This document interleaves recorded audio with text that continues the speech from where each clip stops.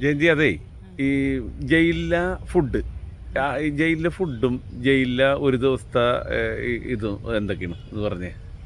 രാവിലെ 6 മണിയാകുമ്പോൾ സെല്ല് തുറക്കും. 6 മണിക്കാ? 6 മണിക്ക്. ആ, പിന്നെ എണ്ണ കൊടുക്കല്. എണ്ണ കൊടുക്കൽ എങ്ങനെ? ഇങ്ങനെ എത്ര പേരുണ്ട്, ഒരു മുറിയിൽ എത്ര പേരുണ്ടെന്ന് വെച്ചാൽ അതനുസരിച്ച് അടച്ചത്ര തന്നെ ഉണ്ടാന്ന് പറയണല്ലോ. പുറത്തിറങ്ങും. താക്കോലേപ്പിച്ച താക്കോൽ അടച്ചുണ്ടോ അവർക്ക് ഒരു സംശയം കൊണ്ടാണല്ലോ നമ്മൾ രാവിലെ എണ്ണ കൊടുക്കണത്. പിന്നെ അത് കഴിഞ്ഞിട്ട് പായ ചുരുട്ടി വെച്ചോളണം, അല്ലെങ്കിൽ പിന്നെ കിടക്കാൻ പാടില്ല. അടുത്ത ട്രിപ്പ് ഒരു വരുമ്പോഴും കിടന്നിട്ടുണ്ടെങ്കിൽ പിന്നെ എല്ലാരും പേര് ചൊല്ലി പിന്നെ കാഹളങ്ങളാണ്. പിന്നെ അത് കഴിഞ്ഞിട്ട് പിന്നെ ഒരു ചായ വരും. കട്ടൻ ചായയാണോ പാൽ ചായയാണോ? പാൽ ചായയാണ്. പാലുണ്ടോന്ന് നമ്മ അതിൽ അന്വേഷണ കമ്മീഷൻ ആക്കേണ്ടി വരും. അങ്ങനെ തരാൻ പാടുള്ളൂന്നാണല്ലോ പ്രതികൾക്ക്. പിന്നെ അത് കഴിഞ്ഞിട്ട് എല്ലാവരും ഒരു തേരാവാര കുളിപ്പിക്കലാണ്. കുളിക്കാനുള്ള വെള്ളമില്ല, കാക്കനാടല്ലേ, വെള്ളമില്ല. ഉള്ള കാക്ക കുളിക്കണോട്ട് ഉള്ള വെള്ളത്തിൽ മുങ്ങി കുളിച്ചോളണം. തുണി അലക്കണതൊക്കെ പെട്ടെന്ന് കഴിഞ്ഞോളണം. അലക്കിയില്ല അതിൽ അഴുക്ക് പോയോന്നൊന്നും എനിക്ക് അറിയേണ്ട ആവശ്യമില്ല. എല്ലാരും സ്പീഡായിട്ട് അലക്കിക്കൊള്ളണം. പിന്നെ എല്ലാത്തിനും 8:30 കയറ്റി ഒരു തീറ്റ കൊടുക്കലാണ്. അത് 6 കടലയും 1 കപ്പ് വെള്ളവും. 6 കടലേ? എന്താണത്? അത് നമുക്ക് അവര് പറയണത് ഗവൺമെന്റ് പറഞ്ഞേക്കണ എണ്ണ അനുസരിച്ച് കൊടുക്കാവൂ.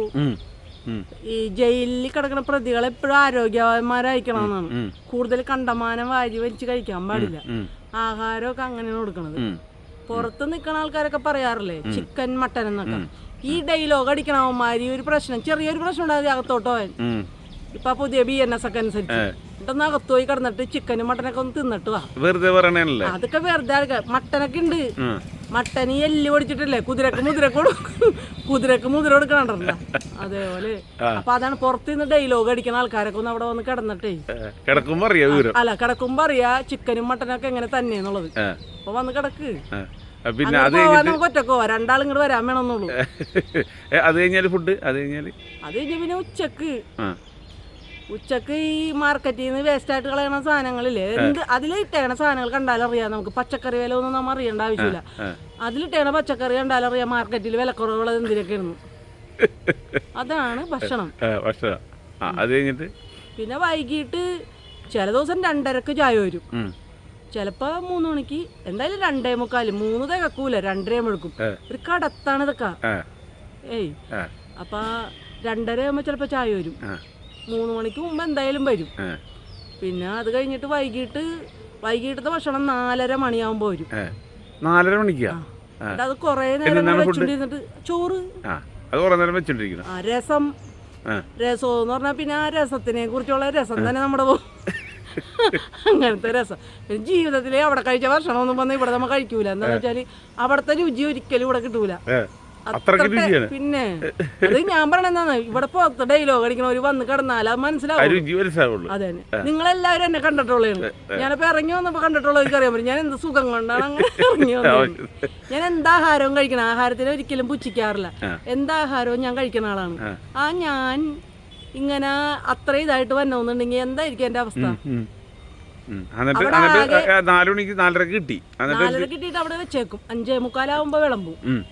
പിന്നെ അത് കുറെ സമയം വെച്ചോണ്ടിരിക്കാൻ പറ്റില്ല. 6:15, കൂടി 6:45, 7 മുമ്പ് എല്ലാരും ഭക്ഷണം കഴിക്കും.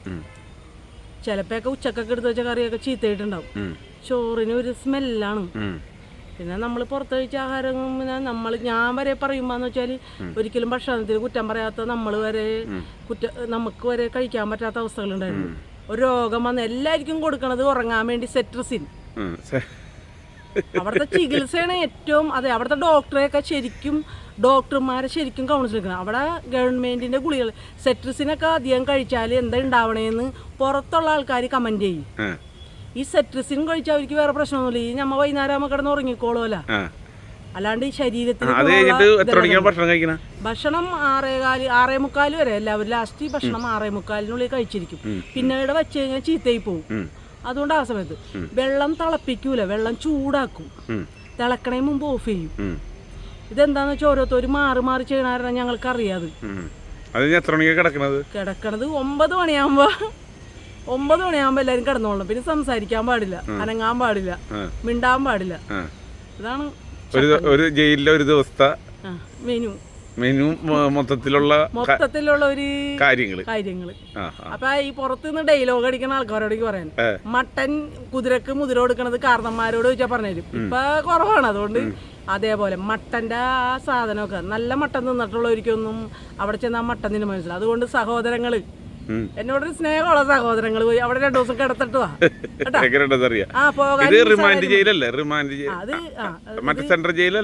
അല്ലല്ല, ഇത് സബ് ജയിലാണ്. വനിതാ ജയിൽ, സ്ത്രീകളുടെ സബ് ജയിൽ,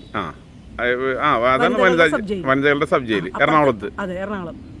അത് എന്റെ ഒരു ആഗ്രഹം ഞാൻ പറഞ്ഞിട്ടുണ്ട് ജഡ്ജിമാരോട്. അതൊരു വനിതാ ജയില് ഞങ്ങളെയൊക്കെ തൃശ്ശൂർക്ക് വിടരുത്. നമ്മുടെ വീട്ടിൽ പോണവരാണ് അവിടെ. ഞങ്ങൾ ഈ എറണാകുളം ജില്ലകൾക്കുള്ള ഒരു ജഡ്ജിമാരും മറ്റുള്ളവരും വിസിറ്റ് ചെയ്യുമ്പോൾ ഞങ്ങൾക്ക് സങ്കടം പറയാനും എല്ലാം ഉള്ളത് ഇവിടെ വന്ന ജഡ്ജിമാരാണ്. അപ്പൊ ഞങ്ങളെ തൃശ്ശൂർക്ക് അഴക്കുമ്പോ നമ്മൾക്ക് അവരൊന്നും കാണാനോ മറ്റുള്ള നമുക്ക് സഹായത്തിന് വരാനോ ആരും ഉണ്ടാവൂല. അപ്പൊ അതുകൊണ്ട് ഈ ആ പുരുഷന്മാരുടെ ജയിൽ വനിതാ ജയിലായിട്ട് 6 മാസത്തെ ശിക്ഷക്കാലോ അല്ലെ ശിക്ഷാ ജയിലായിട്ടൊക്കെ ഇവിടെ എറണാകുളത്തെ വനിതകൾക്ക്, എറണാകുളം ജില്ലക്ക് എല്ലാം ഉണ്ട്. ഒരു വനിതാ ജയില്, ഒരു സെൻട്രൽ ജയിൽ അത്യാവശ്യമാണ്. പറയാൻ പറ്റൂലല്ലോ, ഇങ്ങനെ ആൾക്കാർ ദ്രോഹിക്കുകയാണെങ്കിൽ ഒറ്റക്കുള്ള സ്ത്രീനെയൊക്കെ ഇങ്ങനെ ദ്രോഹിക്കുമ്പോ നമ്മൾ പറയാണ്ടൊക്കെ എന്തെങ്കിലും ചെയ്തു പോയാലും വരണ്ടി വന്ന തൃശ്ശൂർക്കൊക്കെ പോകണ്ടല്ലോ. എങ്ങനെ ജീവിക്കും? സ്വയം രക്ഷയ്ക്ക് വേണ്ടി ചെയ്താലും ഇപ്പൊ പീഡിപ്പിച്ച ആൾക്ക് നീതിയും പീഡനത്തിനിരയായ സ്ത്രീക്ക് നീതി കിട്ടിയില്ല. വേട്ടക്കാരനെയാണ് നീതി കിട്ടുന്നത്. അപ്പൊ നമ്മള് ഒറ്റക്കല്ലേ നമ്മളുടെ ജീവൻ. ഞാൻ ജയിലിൽ പോയത് എന്നെ പീഡിപ്പിച്ചിട്ട്, അത് മോളിൽ നിന്നുള്ള വിളിച്ചോറെ റെക്കമെൻഡ് എന്നാലും പീഡിപ്പിച്ച എരേന പീഡനത്തിനിരയായ കമ്പി വടിക്ക് അടിച്ചിട്ടില്ല. കമ്പി വടിക്ക് ഒരാളെ പല്ലുമ്മ നോക്കി മാത്രം ബ്രഷാണോ അടിക്കാൻ? ഇയാള് ഹോസ്പിറ്റലിൽ ചികിത്സ തേടിയിരിക്കുന്നത് ഇയാളുടെ മൂത്രത്തിൽ കല്ലെന്ന് പറഞ്ഞിട്ടാ. ഇയാളെ ഒരിക്കലും കമ്പി വടിക്ക് അടിച്ചതിന് ഇയാൾ ചികിത്സ തേടിയിട്ടില്ല. തെറ്റിദ്ധരിപ്പിച്ചുകൊണ്ടാണ് പോയത്. ഇതിൽ എനിക്ക് തെളിയിക്കാൻ കഴിവില്ല. APP കാശ് അല്ല, സാധാ എനിക്ക് ഞാൻ എന്റെ എല്ലാ കേസും സ്വയം സംരക്ഷണം, സ്വയം രക്ഷയ്ക്ക് വേണ്ടി മാത്രം ചെയ്തിട്ടുള്ളതാണ്. ഞാൻ ഉപദ്രവിച്ചില്ല. എന്നെ ഉപദ്രവിച്ചിട്ട് എനിക്ക് നീതി കിട്ടും ഒറ്റക്കുള്ള സ്ത്രീയാണെന്ന് ഓർത്ത് ഇവര് അതെ എന്നെയാണ് ഉപദ്രവിക്കുന്നത്. നമ്മൾ ഉപദ്രവിക്കുമ്പോൾ നമ്മൾ തിരിച്ച് പ്രതിരോധിക്കണില്ല. നമ്മൾ ആ പ്രതിരോധം തീർക്കുക എന്നാൽ അപ്പൊ ഇവര് എനിക്ക് നീതി കിട്ടൂ എന്നുള്ള രീതിയിൽ ഇവര് മോളിലൊക്കെ. ഞാൻ ഇന്ന് വരെ ഒരാളോട് പോലും പോലീസ് സ്റ്റേഷനിൽ റെക്കമെൻഡ് ആവശ്യപ്പെട്ടിട്ടില്ല. ഇത് മോളിൽ നിന്ന് P രാജീവ് അവരുടെ PA ഒരുപാട് ആൾക്കാർ പോലീസിന് തന്നെ നീതി നടപ്പാക്കാൻ പറ്റാത്ത സമ്മർദ്ദമാണ് നടത്തിയത്. പോലീസുകാർ എന്നെ കൺഫ്യൂഷൻ ആവുകയാണ് ചെയ്തു. പോലീസുകാർ വരെ വളരെയധികം വിഷമിച്ച്. അവർക്കറിയാം എൻ്റെ മുഖം അത്ര വികൃതമായിരുന്നു. അപ്പൊ ഇരക്ക് നീതിയില്ല, ഇപ്പൊ വേട്ടക്കാരന് നീതി. ഇപ്പൊ അതാകുമ്പോ നമുക്ക് കോടതികളെ വരെ നമ്മൾക്ക് ഇപ്പൊ എല്ലാവരും സ്വയം ഇത് കയറ്റെടുക്കണം. എന്തുകൊണ്ടാണ്? എനിക്കാണെങ്കിൽ ഒരാൾ പോലും ഇല്ലാത്ത ഒരു പാവ സ്ത്രീയാണ് ഞാൻ. എനിക്ക് രക്ഷക്ക് ആരുമില്ല, എനിക്ക് ആരുമില്ലാത്ത തീർത്തും ഒറ്റപ്പെട്ട സ്ത്രീയാണ്. എന്ത് നീതിയാണ് ഈ ഗവൺമെന്റ് കൊടുക്കുന്നത്? ആദ്യം തന്നെ ഈ ഭരണത്തിലിരിക്കുന്ന പാർട്ടിക്കാർ റെക്കമെൻഡേഷൻ നിർത്തണം പോലീസ് സ്റ്റേഷനിലുള്ളത്. പോലീസ് നീതിമാന്മാരാവണം. സ്ത്രീക്ക് സുരക്ഷിതമില്ല. സ്ത്രീക്ക് സുരക്ഷിതമെന്ന് പിണറായി വിജയൻ പറയണതല്ലാണ്ട് സ്ത്രീക്ക് എവിടെ നീതി? P രാജീവ് പറഞ്ഞിട്ട് വിധവകളെയൊക്കെ കളമശ്ശേരിയിൽ കുടിയിരുത്തുന്നു. അതൊന്നും വേണ്ട സഹോദര. എവിടെയെങ്കിലും ഒരു സെന്റ് ഒരു ഭൂമി വന്നിട്ട് അതിലൊരു അടുക്കള മുറി മണ തന്നാൽ മതി. ഞങ്ങളാർക്കും ശല്യത്തിന് പോകൂല. ഒറ്റക്കുള്ള സ്ത്രീ താമസിക്കുമ്പോൾ എല്ലാവരെയും വിചാരം ഒറ്റക്കുള്ള സ്ത്രീ കൊള്ളൂലാത്തവളാണ്. അങ്ങനെയാണ്. അപ്പൊ നമ്മളുടെ അടുത്ത് പല ആവശ്യങ്ങൾ പല ഇതുകളും പറയാനിറക്കും. നമ്മൾ അത്ര വിഷമിക്കാണ് ഒറ്റപ്പെടുന്ന സ്ത്രീകള്. സമൂഹത്തില് പലരും മാന്യന്മാര്, അയ്യോ മാന്യന്മാരെ കൊണ്ടാണ് ഈ നമ്മ പറയൂലേ ഒരു കുഴപ്പമില്ലട്ടോ. മാന്യന്മാരുടെ മുഖം മൂടികളാണ് നമ്മൾ കാണേണ്ടത്. ഒറ്റപ്പെട്ട സ്ത്രീയാണ് എപ്പോഴും എല്ലാവരുടെയും മുഖം മനസ്സിലാക്കണത്. ഒറ്റപ്പെട്ട സ്ത്രീ ഒരു സ്ത്രീക്ക് ഒരാൾ കൂടി ഉണ്ടെങ്കിൽ ഒരാളെ പറയുമ്പോൾ ഒരാളെങ്കിലും തിരിഞ്ഞേക്കും. ഇതാരുമില്ല എന്ന് കാണുമ്പോൾ ഒരു കൃഷ്ണ ഭഗവാൻ പറഞ്ഞ പോലെ റോട്ടി കിടക്കണ ഒരു മാംസപിണ്ടം പോലെ ആയിരിക്കും വേണമെങ്കിലും തട്ടിക്കളിക്കാം. അതിനൊരു ഉദാഹരണമാണ് നിൽക്കണത്. ഇന്ന് വരെ നീതി കിട്ടിയിട്ടില്ല. എന്നെ റിമാൻഡ് ചെയ്ത് അകത്തോട്ട് വിടാൻ നോക്കും ഇവർ. ഇതിലൊക്കെ എന്തെങ്കിലും കേസിലൊക്കെ എന്തെങ്കിലും കഴമ്പുണ്ടോ നോക്കി എല്ലാവരും എന്റെ ഭാഗത്താണ്. അനീതി ചോദ്യം ചെയ്യും. അനീതി ചോദ്യം ചെയ്യണ്ട. അനീതിയാണ് നമ്മളെ അനീതിക്ക് ഇരയാക്കല്ലേ. നമ്മളോടല്ല അനീതിയായിട്ട് പെരുമാറണത്. എന്നിട്ട് ഈ ഇത്രയും മുഖം കടിച്ച് പറിച്ച് എടുത്ത മുഖം കാണുമ്പോഴറിയാം എന്നിട്ട് അയാളെ കമ്പി അടിക്കടിച്ചോന്ന് കാണിക്കട്ടെ അയാള് എവിടെ അടിച്ചെന്ന്. പിന്നെ എന്നെ കടിക്കുമ്പോ 75 വയസ്സായ പല്ലുള്ള ആൾക്ക് ആരോഗ്യമില്ലേ. എന്നിട്ട് ജാമ്യം മേടിച്ചത് എന്തൊക്കെ പറഞ്ഞാണ്?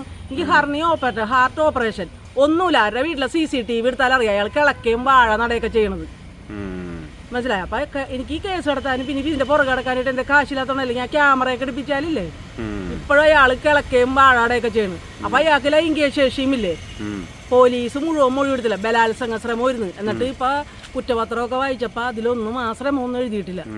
ശരിക്കും പീഡിപ്പിക്കാൻ ശ്രമിച്ച ബലാത്സംഗ ശ്രമത്തിനാണ്. എന്റെ ഡ്രസ്സൊക്കെ മാറി കിടക്കുന്നത് കണ്ട. അയാളുടെ മുകളിൽ താമസിച്ചിരുന്ന ഹിന്ദിക്കാരൻ കണ്ടാണ്, അവരെയൊക്കെ അതുകൊണ്ട് ഒഴിപ്പിച്ച അയാള്. ഇപ്പോഴും കള്ളത്തരം കാണിച്ചുകൊണ്ട് സിവിൽ കോടതിയിൽ ന്യായം കണ്ടിരിക്കണം. അവിടെ ഒരു അവിടെ വില്ലൊന്നുമല്ല, അടിയിൽ മുകളിലൊക്കെ വാടക കൊടുത്തേക്കണ സ്ഥലമാണ്. എന്നിട്ട് ആ വീട് പീഡനം നടന്ന വീട്, പുനരന്വേഷണം നടക്കുന്ന പീഡനം നടന്ന വീട് സിവിൽ കോടതിനെ തെറ്റിദ്ധരിപ്പിച്ചുകൊണ്ട് അവിടെ നിന്ന് ഒഴിപ്പിച്ച് ഇപ്പൊ വാടകക്കാർക്ക് കൊടുത്തേക്കാണ്. ശരിക്കും ഒട്ടൂല. പ്രത്യേകിച്ച് ഈ ഒറ്റപ്പെട്ട ഞാനാണ് ഈ തീരെ ഒറ്റപ്പെട്ടത്.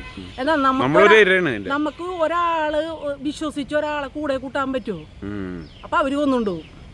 അപ്പൊ അതുകൊണ്ട് നമ്മളെ ബന്ധുക്കളെയും ഒരു വീട് വാടക എടുക്കുക എന്തെങ്കിലും ചെയ്ത് കഴിഞ്ഞാൽ പിന്നെ അവരെ നമ്മുടെ മക്കളാവേണ്ടവരെ കൂട്ടിയൊക്കെ നമ്മൾ അനാവശ്യങ്ങൾ പറയുമ്പോൾ നമുക്ക് ഉണ്ടാവുന്ന ഒരു മാനസികാവസ്ഥ അത് നമുക്ക് ചിന്തിക്കാൻ പറ്റൂല അത്രക്കും. ഇതാണ് അവസ്ഥ. മാന്യന്മാരാണ് ഏറ്റവും കൂടുതൽ പ്രശ്നങ്ങൾ. സമൂഹത്തിൽ മാന്യന്മാരാണെന്ന് പറയും, ഞങ്ങൾ അന്തസ്സോടുകൂടി ജീവിക്കണതാണ് മാന്യരാണെന്ന് പറയും. അവരാണ് പീഡനത്തിനിരയായ സ്ത്രീക്കെതിരെ 68 ഒപ്പിട്ടത്. ആ മാന്യന്മാരെയൊക്കെ കോടതിയിലേക്ക് കൊണ്ടുവരാന്നുള്ളതാണ്. എന്നാൽ ഈ ഒരു പീഡനത്തിനിരയായ സ്ത്രീയെ MP ഇലക്ഷനിൽ നിന്ന് ഷൈൻ ടീച്ചർ പോലും വന്ന ആ ഇലക്ഷൻ നടക്കുന്ന സമയത്താണ്. ഒരു ടീച്ചർമാര് ഉന്നതിയിലിരിക്കണവരൊക്കെ ഒരു പീഡനത്തിനിരയായ സ്ത്രീയെ സാന്ത്വനിപ്പിക്കാൻ ശ്രമിക്കും. അവരാ മാനസികാവസ്ഥയിൽ നിന്ന് തിരിച്ചു വരാനെടുക്കുന്ന സമയങ്ങൾ, അവരനുഭവിക്കുന്ന വേദന. ഒരു ഇലക്ഷനിൽ നിന്ന ഒരു MP സ്ഥാനത്തോട്ട് അവരൊക്കെ ജയിച്ചെങ്കിൽ എന്താവുമായിരുന്നു? ഒരു അധ്യാപിക എന്നുള്ള നിലക്കും പരിസരത്തെ ഒരു പെൺകുട്ടി എന്നുള്ള നിലക്കും അവർക്കൊന്ന് വന്ന് ചോദിക്കാമായിരുന്നു. ഈ 68 ഒപ്പില് ഇതിലാരൊക്കെയാണ് മാന്യതൽ, ആരൊക്കെയാണ് പറയുമ്പോ ഞങ്ങൾ ഉന്നതിയിൽ ജീവിക്കണം, ഞങ്ങൾക്ക് കാറുണ്ട്, ബംഗ്ലാവുണ്ട്, വീടുണ്ട്, അതാണ് മാന്യത. ഒറ്റപ്പെടുന്ന ഒരു പെൺകുട്ടീനെ സമൂഹത്തിൽ അവരെ ഒരാൾ മാത്രം മോശക്കാരിയാവോ? എല്ലാവരും നന്നായി ജീവിക്കുന്ന സമൂഹത്തിൽ എത്ര മോശപ്പെട്ടവർ വന്നാലും അവരും അവിടെ നന്നായി ജീവിക്കാൻ ശ്രമിക്കും. സർക്കാരിനോട് പറഞ്ഞിട്ട് വല്ല കാര്യമുണ്ട്? സർക്കാരിനോട് പറയാനുള്ളത് ഒറ്റപ്പെട്ടവർക്ക് എത്രയും പെട്ടെന്ന് അതൊക്കെ നല്ല രീതിയിൽ മന്ത്രിമാരെ അതാത് പഞ്ചായത്തിലെ മെമ്പർമാർ, എന്തിനാ മെമ്പർമാരെ പറഞ്ഞു ഈ പീഡനത്തിന് ഇരയായ എന്നെ ഈ ആരോഗ്യവകുപ്പ് ഈ എന്നാണ് ആശാവർക്കർമാരെന്നും പറഞ്ഞ് എഴുന്നള്ളിക്കണ്ടല്ലോ, വന്ന് അന്വേഷിച്ചോന്ന് നോക്കി. അവർക്കെതിരെയൊക്കെ കർശനമായ നടപടി എടുക്കണം. അപ്പൊ എല്ലാം കൃത്യമാവും. നമ്മളുടെ ശമ്പളം വാങ്ങണതല്ലേ? ആശാ വർക്കറോ ആരെങ്കിലും വന്ന് അന്വേഷിക്കുകയോ എന്തെങ്കിലും നടപടി എടുക്കുകയോ ചെയ്താ ഇല്ല. അപ്പൊ വില്ലേജിൽ വരെ എന്തെല്ലാം ഇതുകൾ നടന്ന് എനിക്കെതിരെ, എന്തെല്ലാം വില്ലേജ് ഓഫീസർ വരെ. അതാണ് നമ്മൾ പൈസ കൊടുക്കാനും ഉന്നതിയിൽ പണമുള്ളവരാണെങ്കിൽ എന്തും തിരിച്ചു മറിക്കാൻ കഴിയുമെന്നാണ് അതിന്റെ അർത്ഥം. പണത്തിനാണ് ഇവിടെ ആ പണത്തിന് പരുന്ത് തുറക്കൂല എന്നുള്ളത് ഇപ്പൊ സത്യമാണ്. അതിന്റെ ഞാനാണ് അതിന്റെ സാക്ഷി. എന്നാ അത്ര മോളീന്ന് പോലീസുകാർക്ക് അനങ്ങാൻ പറ്റാത്ത രീതിയിൽ പോലീസുകാരാ അത്രയും എനിക്കെതിരെ. ജയന്തി കൊടുത്ത പരാതിയിൽ എന്റെ കേസിന്റെ എണ്ണം കാണിക്കണേതാ, എണ്ണം പോലീസിലില്ലേ, കേസിന്റെ എണ്ണത്തിൽ ഒന്നൊരു കാര്യം അതിൽ എന്തെങ്കിലും കേസ് ഇതായിട്ടുള്ളത് പിച്ചി മതി. അത് ഒറ്റക്കുള്ള സ്ത്രീക്ക് നിയമത്തിന് അനുകൂലമുള്ളതുകൊണ്ട്. ജയന്തി കൊടുത്ത പരാതിയിൽ എന്തെങ്കിലും പോലീസ് കേസെടുത്താ അവർക്കെതിരെ? അയാൾക്കെതിരെ കേസ് എടുത്തിട്ട് 354 വകുപ്പ് പീഡന കേസ് എടുത്തിട്ടുണ്ട്. പക്ഷെ സീരിയസ് അയാള് ശരിക്കും അതല്ല, മൊഴികളൊന്നും അല്ല, മൊഴികളൊന്നും അതല്ല. ശരിക്കും അയാൾ ബലാത്സംഗ ശ്രമമാണ്. എന്റെ മേത്ത് കയറിയിരിക്കുകയും എന്റെ മുഖമൊക്കെ കടിച്ചു പറിക്കുകയും പീഡിപ്പിക്കാൻ ശ്രമിക്കുക, അതൊക്കെ ഞാൻ അതിൽ മൊഴിയിൽ കൊടുത്തിട്ടുണ്ട്. നമുക്ക് വീണ്ടും അത് ആവർത്തിക്കാനുള്ള ഒരു മാനസികാവസ്ഥ, അത് വീണ്ടും ഓർക്കാനുള്ള ഒരു മാനസികാവസ്ഥ ഇല്ല. ഞാൻ ജയിലിൽ വരെ കിടന്നിട്ട് ഇത് ഓർത്തോർത്ത് ഛർദ്ദിക്കായിരുന്നു. അപ്പൊ ഇത് പൊതുജനങ്ങളോട് ഇത് പറയണതിന് ഒരു കുഴപ്പമൊന്നുമില്ല. ഇത് ജനങ്ങൾ അറിയണം. എന്താന്ന് വെച്ചാല് ജനങ്ങൾ നോക്കുമ്പോ ഞാൻ എല്ലാ കാര്യങ്ങളും ഞാൻ സംസാരിക്കണതാണ്. എനിക്കൊരു പതുക്കെ സംസാരിക്കാൻ അറിയില്ല. ഞാൻ ഉറച്ച ശബ്ദത്തോടെ പറയണത് എല്ലാവരും അറിയാം. ചിലപ്പോ രാത്രിയിൽ ഒരു പീഡന ശ്രമം നടന്ന് ചിലപ്പോ ആരും അറിഞ്ഞിട്ടില്ല. അറിഞ്ഞാലും ഇപ്പൊ ആൾക്കാർ സാക്ഷി പറയേണ്ടതുകൊണ്ട് എല്ലാവരും വാതിലടച്ചകത്തിരിക്കുക. അപ്പൊ അതുകൊണ്ട് സമൂഹത്തിനോട് ഒരു കാര്യം, കണ്ട കാര്യങ്ങൾ സത്യസന്ധമാണെങ്കിൽ കണ്ട പോലെ പറയുക. നമ്മളുടെ പരിസരത്ത് ഒരു പെൺകുട്ടി ഒറ്റക്ക് വന്നിട്ടുണ്ടെങ്കിൽ അവരെ നമ്മളെപ്പോഴും ശ്രദ്ധിക്കുക. ഞാൻ സമൂഹത്തിനെ മാനിച്ചുകൊണ്ട് ജീവിക്കുന്ന ഒരു സ്ത്രീയാണ്. നമ്മൾ ഒറ്റക്കായതുകൊണ്ട് നമ്മൾക്ക് എപ്പോഴും ഒരു ആപത്ത് വരും. നമ്മളെ അയൽവാസികളൊക്കെ നമ്മൾക്ക് വേണം. സമൂഹത്തിനെ ബോധിപ്പിച്ച് തന്നെ നമ്മൾ ജീവിക്കണം. ചോദിക്കും ഞങ്ങളുടെ കാശിന് ഞങ്ങൾ എന്തിനാ? അതങ്ങനെയല്ല. സമൂഹത്തിനെ നമ്മൾ ബോധിപ്പിക്കണം. നമ്മളുടെ അച്ചടക്കവും വിനയവും മര്യാദയൊക്കെ നമ്മൾ സമൂഹത്തിനെ ബോധിപ്പിച്ച് തന്നെ പോകണം. പ്രത്യേകിച്ച് ഒറ്റക്കാണ്. അപ്പൊ ആ രീതിയിൽ പോകണം. നമ്മളെ എന്തിനു ദ്രോഹിക്കണം? ഞാൻ എന്ത് ഇവർക്കൊക്കെ പ്രശ്നം ഉണ്ടാക്കണത് പറയേ നല്ല എനിക്കത് തിരുത്താൻ പറ്റുള്ളൂ. അല്ലാതെ ഈ കൂട്ടം കൂടി എനിക്ക് ഓട്ടില്ലാത്ത സ്ഥലത്ത് ഞാൻ വന്ന് താമസിക്കുമ്പോൾ ഞാൻ ഓട്ടില്ലാത്ത അവിടെ ഓട്ടമുള്ളവരൊക്കെ കൂടി ഒറ്റക്കെട്ടായിട്ട് നിന്നാൽ അത് ശരിയാണോ? ഞാനൊരു അറിയപ്പെടുന്ന ഒരു കോൺഗ്രസ് കുടുംബത്തിലെ അംഗമാണ്. അതുകൊണ്ട് എന്നെ ദ്രോഹിക്കരുത്. പക്ഷെ ഞാൻ എത്രയോ LDF-കാരെയും BJP-കാരെയൊക്കെ എത്രയോ പ്രശ്നങ്ങളുണ്ടായിട്ട് അവിടെ നിന്നൊക്കെ ഞാൻ രക്ഷിച്ചു കൊണ്ടുവന്നിട്ടുണ്ട്. രാത്രി കാലങ്ങളിൽ ഇവരൊക്കെ പല വീടുകളിൽ കയറിയിട്ട് ഇറങ്ങാൻ പറ്റാണ്ട് ജനങ്ങൾ കൂടിയിട്ട് ഞാൻ ആംബുലൻസ് വരെ കൊണ്ടുവന്നിട്ടുണ്ട്. ഞാൻ ആൾക്കാരുടെ പേരുകളൊക്കെ വ്യക്തമാക്കാത്തത് അവരുടെ ഒന്നും അറിയാത്ത നിഷ്കളങ്കായ ഭാര്യമാര്, അവരുടെ ഒന്നും അറിയാത്ത ഭാര്യമാരൊക്കെ ഞാൻ പേര് പറയേണ്ടി വന്ന എല്ലാവരുടെ പേര് ഞാൻ പറയും. എനിക്കിനി സഹിക്കാൻ പറ്റില്ല. എനിക്കിതൊന്നും ഇനി സഹിക്കാൻ പറ്റണതല്ല.